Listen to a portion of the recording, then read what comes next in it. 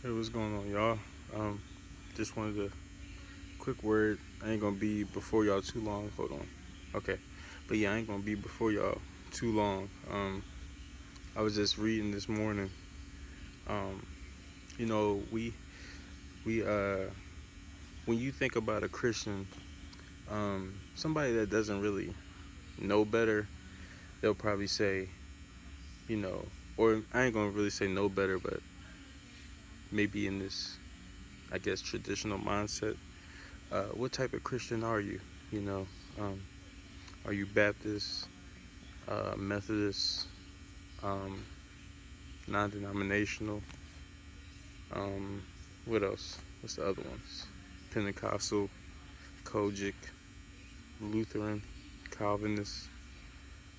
You know, all these different types or whatever. Um, you'll have people that may say that. So when I was reading the word, I was just thinking about disciples. As Christians, we should be disciples because we're followers of Christ now. We're followers of Him. And I like how the dictionary puts it. Any follower of Christ, anyone that claims to follow after Christ, that's a disciple.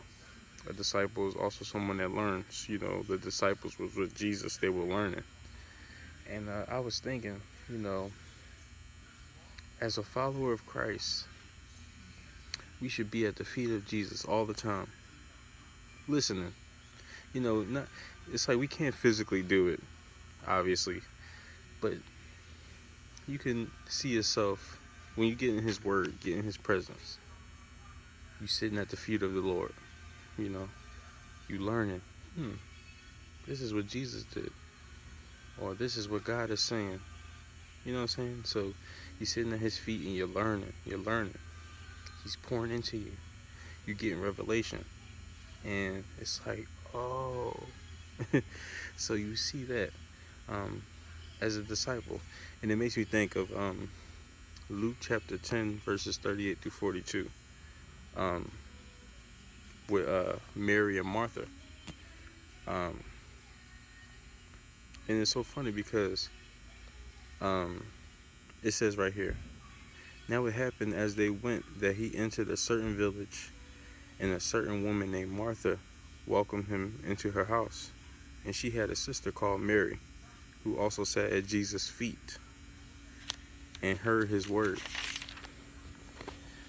But Martha was distracted with much serving, and she approached him and said, Lord, do you not care that my sister has left me to serve alone? Therefore tell her to help me.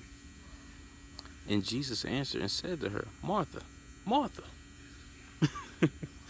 Say no. But Jesus answered her and said to her, Martha, Martha, you are worried and troubled about many things, but one thing is needed, and Mary has chosen that good part, which will not be taken away from her. So while Martha's getting ready, preparing, serving, or whatever, doing this and that, Mary's like, ooh, Jesus is here. Let me sit at his feet and see what he has to say. You see that? And as disciples, that's how we should be. Sitting right at his feet, learning. Okay, Lord, what is it? What is it? Let me know more about you. Let me get to know you more. You know? I'm pretty sure once I know more about you, I know more about me. So let me see what you're saying. You know, let me see what you're teaching. And then he said that Martha was worried about everything else. And it's like, it's funny because how the cares of this world can take us away from what we're supposed to be looking at, what we're supposed to be doing.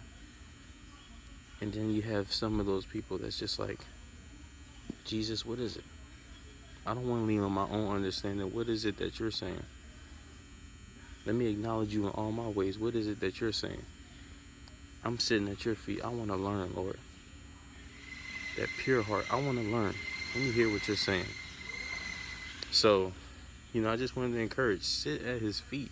It's nothing like sitting at his feet and getting a beautiful word, because you know where it's coming from. You have that direct link through prayer to talk to him, and he's talking back to you. Sit at his feet and learn. Just sit. Sit at his feet. Be like Mary. Sit at the feet of the Lord. Spend time with him. Yes, he lives in you, and he wants to show you things. Sit at his feet. Alone time. Quiet time. Get alone. Sit at the feet of the Lord and see what he's saying to you. God bless.